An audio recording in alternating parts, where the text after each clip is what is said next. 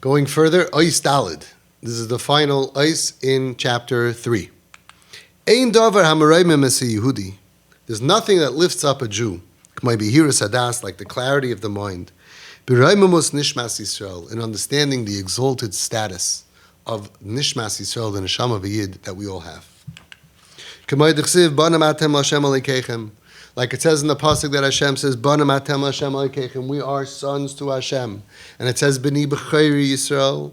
You are my firstborn, Yisrael. Lashon of Ava and Chiba. This is the chinuch that we need to have for ourselves. This is the chinuch that we need to have for our children. And the more that we understand who we are, what's inside of us, even though we look like regular people, but we're not regular people. We're not like the other nations. We are the chosen people. We are considered sons to Hashem, not like the Goyim. The Goyim are considered creations, creatures, maybe avodim. But Banim is reserved for us. We are Hashem's sons. B'ni b'chayri Yisrael. We are the firstborn. Well, firstborn is a lashon of ahava and chiba, of love, of admiration, of compassion. And it's interesting, there's a medrash. And the medrash says that Hashem calls us banim atem l'Hashem Elokeichem. We are his sons, but Hashem also calls heavenly angels a lashon of banim, b'nei Elokim. Frek the medrash, v'iyata yadei, and I don't know which son, which child does Hashem love more? He has two children, angels and Jews. Who does he love more? And it's a mind-boggling question. Which kid do you love more? The one that comes home every single report card with hundreds, or the one who struggles and the one who steals your car and steals your credit card and all of that? Angels never sin. They listen to whatever Hashem says. What does Hashem get from Klal Yisrael? Of course we give him nachas on the good stuff, but look at the bad stuff. All these averis, slachlono v'nikotonu, machalonu makenu, spitting in his face, oiv de avodah zara, churban b'ayis rishon, churban b'ayis shenim, achloikas and aschinam, al chet, al chet, al chet, al chet, al chet. Tons of sin and confusion and dysfunction, am ksheyoref, throughout all of the dairis. So much tsaris, so to speak. So much agmas nefesh, aggravation. The iyatu yadeya, and the Medrash says, I don't know which one he loves more. And this cuts very, very deep, because we look at love depending on how easy of a child you are. But that's not what is love. And the Medrash says, because it says, B'ni b'chayri Yisrael, a lashon of Ava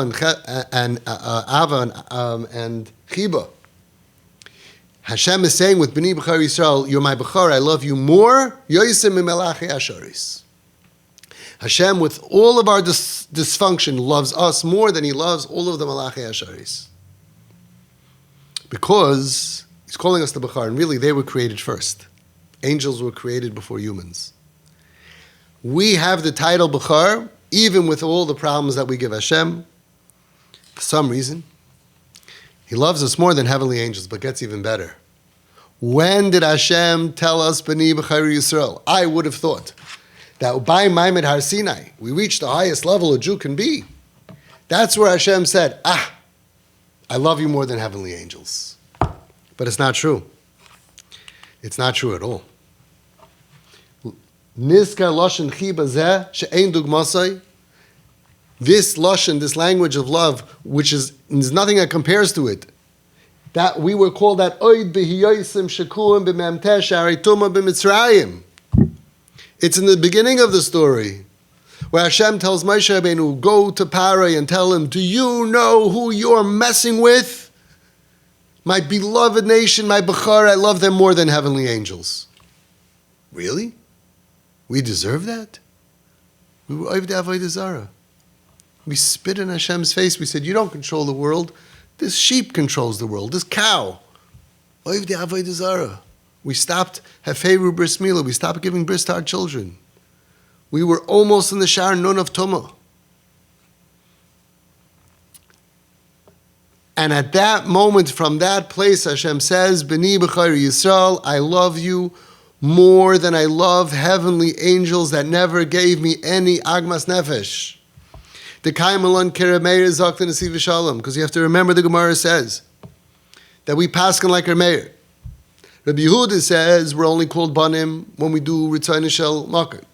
But Remeir says no. Afilu einam osim Ritzayin Shel Makim. Even when we're not doing the Ratzon of Hashem, still nikru banim, we're still called banim. And that's the way we paskin. Very interesting story that I just read in Nesivas Avos. Brings down a story that somebody came to Nesivas Shalom and he said that he had a child that was not behaving properly. Couldn't get him to tzishtel, zustel, conform.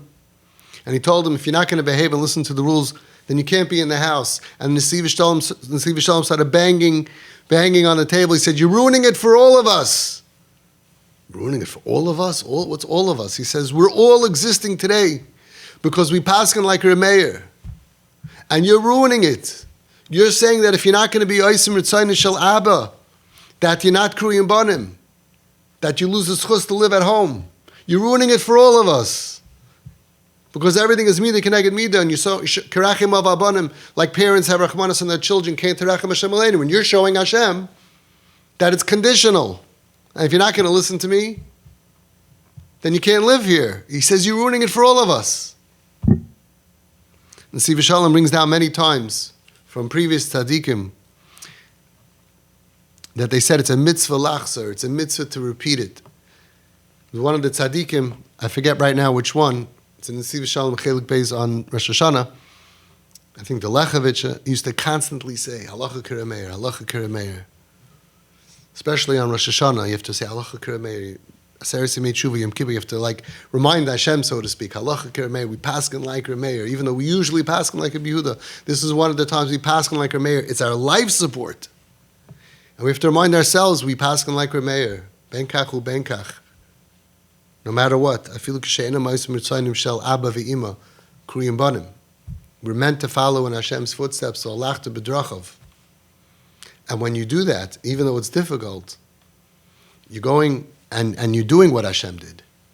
And you're saying, halacha k'remeir. I would like you to listen to me, but even if you don't, you're still my child. It's not going to change anything. Ki nishmas Yisrael, because our neshama, mikisei kavod chutzvah, it's carved from the kisei hakavod itself, the royal throne of Hashem. Uva atzmusa, and the essence of our neshama, our soul, he chelik elakam imal, is a chelik, a piece of godliness, the etzem loy mishtana, and it can't change. It's what its essence is. In addition to being a human being like all the goyim, we have like a chip inside of us, and that chip is a chip of malchus, a chip of elikus, a chip of chelik elakam imal, a piece of godliness inside of us, and that's etzem. That's who we are. That's our operating system. The motherboard. And that can never change because that's our essence. The essence of who we are is a chelik l'kam imal. On top of that, we have a body, we have a guf. On top of that, we have Yetzer Hara, we have Yetzer Tov. On top of that, we have to eat and sleep and do all the functions of the goyim and of animals. Cows also eat, sleep, mate, all these things. But on top of that, that's just on top of that. But the chip of what we are, who are we? We're a chelik l'kam imal, mamish. That's what we are. Ki nishmas Yisrael mikisei kavod chutzvah, because our neshama comes carved out from the kisei hakavod, the throne of Hashem. This is one of the giluyim, the revelations, the wondrous revelations of the Baal Shem Tov. Again, it wasn't a chidush of the Baal Shem Tov. He didn't make this up. He revealed this based on Arizal, based on Zohar HaKadosh. He didn't create new ideas. You can't go ahead and create a new concept and say, oh, I just decided that we are a piece of God inside of us. No, that's based on Chazal, thousands of years since Brias HaOlam. But it was hidden. But he revealed the wondrous revelation of the Shita of the Baal Shem Tov, Asher Gila B'chol Yehudi, that he revealed in every Jew, as kol pnimiyusai, nishmasei hatahira. He revealed in every Jew their pure neshama hatahira, afilu achri shehalach midechi al dechi, even after he fell lower. People used to fall and think that they're no longer wanted by Hashem. People used to fall into sin and think that they cheapened their value. They damaged their essence.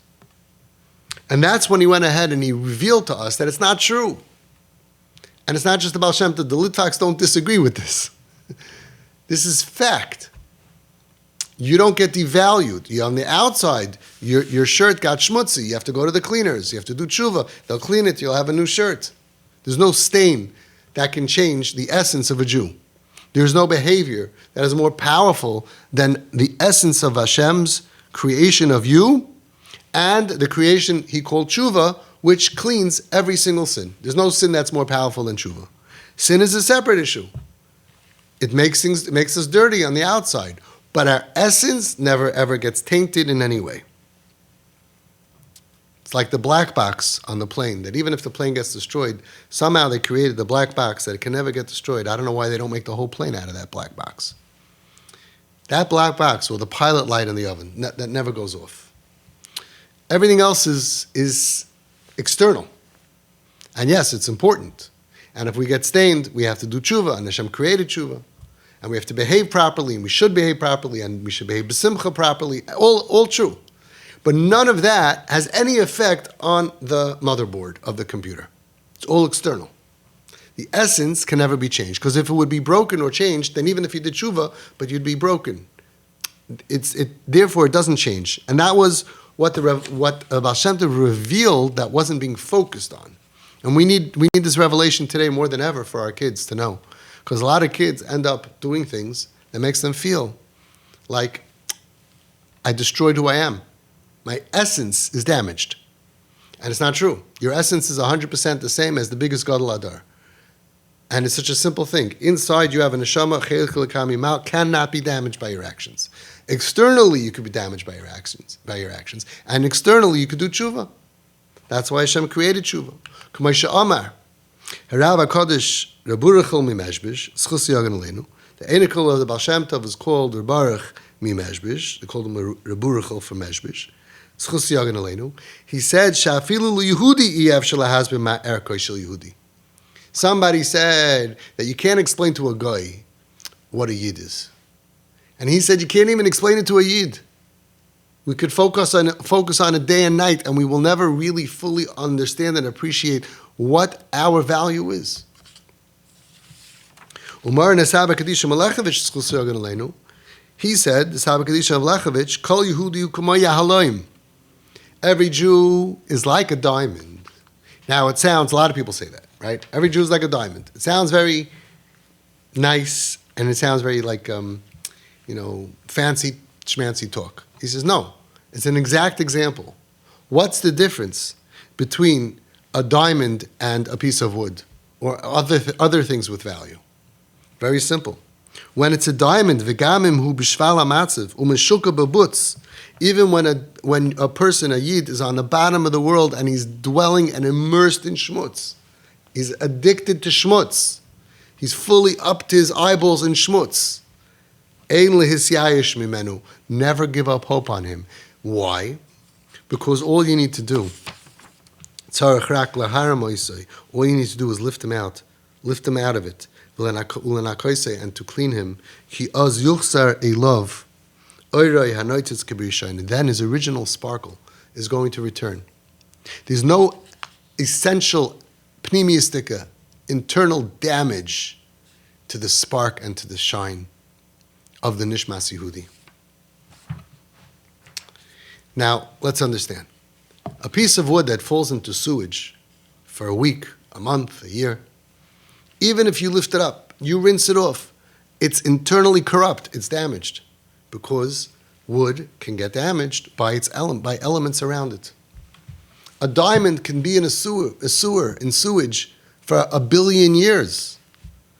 And it could have thick layers of mud all around it that you need to work on and clean off. And no matter how thick, it could be cement, it could be anything in the world. And it could be ligging in the earth for 1,000 years. But once you get the external outer layers of dirt cleaned away, the diamond will sparkle the same as before it fell into the schmutz.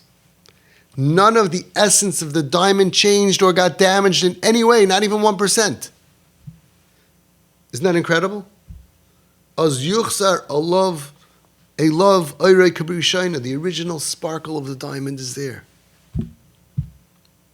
The original sparkle is there, is maintained. That's the difference between a diamond and other things that get destroyed or affected by the elements. And when the Saba Kaddish Melechevich says, Kol Yehudi Hukamai Ya'aloim, this means, and this is hope for us, who are damaged, who are addicted, or whatever, and it's hope for our children and those working with kids. We never had to make them good. They're always good. Their pneumius was always good.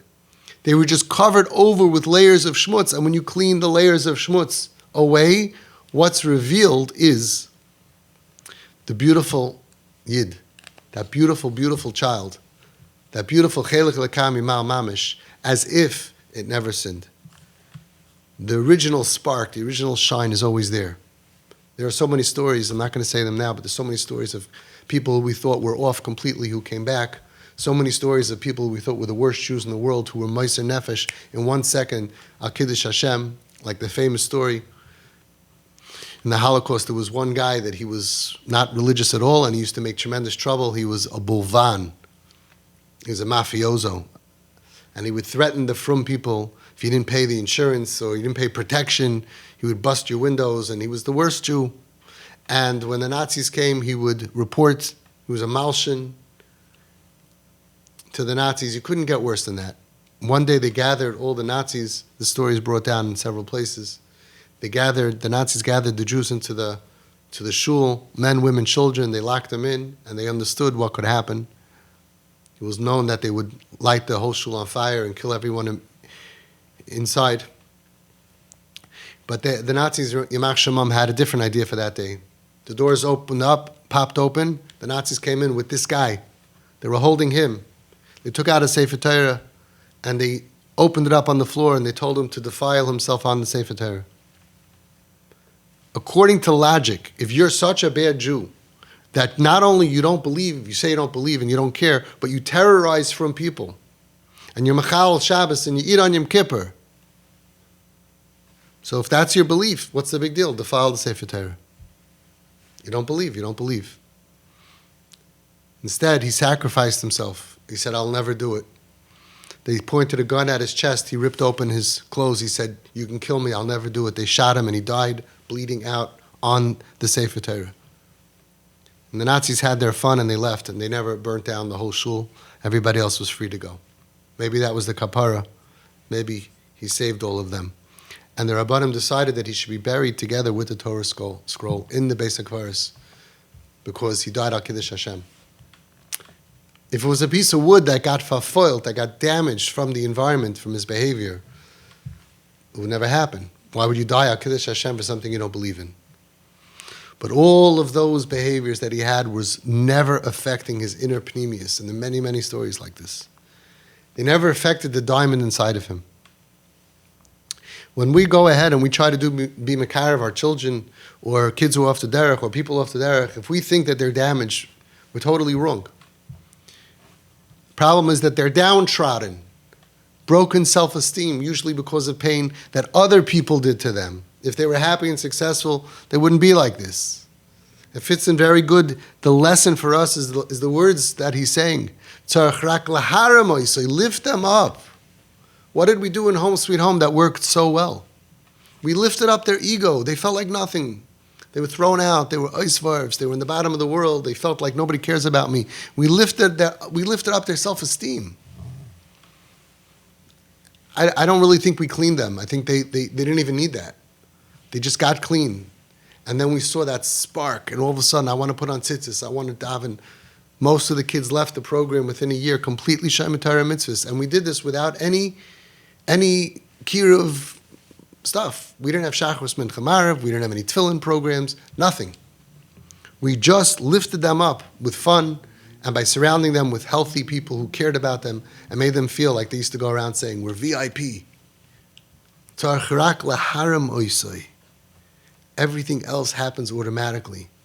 Ki az yuchsar a love, oirei, that light and that sparkle could be shina like it always had before they went through all of these problems.